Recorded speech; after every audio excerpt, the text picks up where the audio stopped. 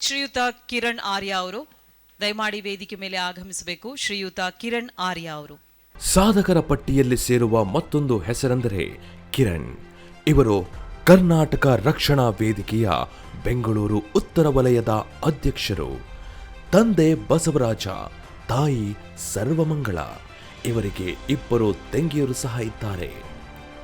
2005ರಲ್ಲಿ ITI ಮುಗಿಸಿ ಯಲಹಂಕದ ಕಾಳೇನಹಳ್ಳಿಯಲ್ಲಿ ತಂದೆಯ ವೃತ್ತಿ ವ್ಯವಸಾಯವನ್ನ ಮುಂದುವರಿಸಿದರು. 2014ರಲ್ಲಿ ನಾರಾಯಣಗೌಡರ ಸಂಘವನ್ನ ಸೇರಿ ಕನ್ನಡ ಕಾರ್ಯಕರ್ತರಾಗಿ ಸೇವೆ ಸಲ್ಲಿಸಿದ್ದಾರೆ. ಇಂಗ್ಲಿಷ್ ಬೋರ್ಡಿನ ಹೇರಿಕೆ, ಹೊರಗಿನವರ ದಬ್ಬಾಳಿಕೆ ಇವರನ್ನು ಕನ್ನಡ ಸಂಘಕ್ಕೆ ಸೇರಲು ಪ್ರೋತ್ಸಾಹಿಸಿತು. ಮುಂದೆ ಹೆಸರುಘಟ್ಟ ಹೋಬಳಿಯಲ್ಲಿ ಅವರದ್ದೇ ಆದ ಹೊಸ ಶಾಖೆಯನ್ನ ಆರಂಭಿಸಿ ಗೌರವ ಅಧ್ಯಕ್ಷರಾದರು.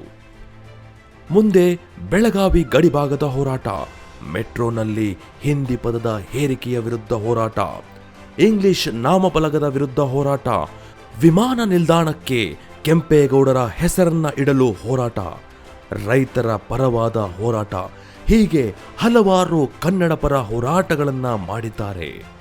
ಇವರ ಹೋರಾಟ ಹೀಗೆ ಸಾಗಲಿ, ಕನ್ನಡಕ್ಕೆ ಸೇವೆ ಸಲ್ಲಿಸಲಿ ಎಂದು ಆಶಿಸೋಣ.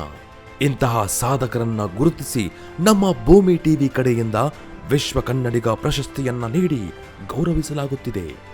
ಹಾಗೂ ಇನ್ನೂ ಹೆಚ್ಚು ಹೆಚ್ಚು ಯಶಸ್ವಿ ಸಿಗಲಿ ಎಂದು ಆಶಿಸುತ್ತೇವೆ.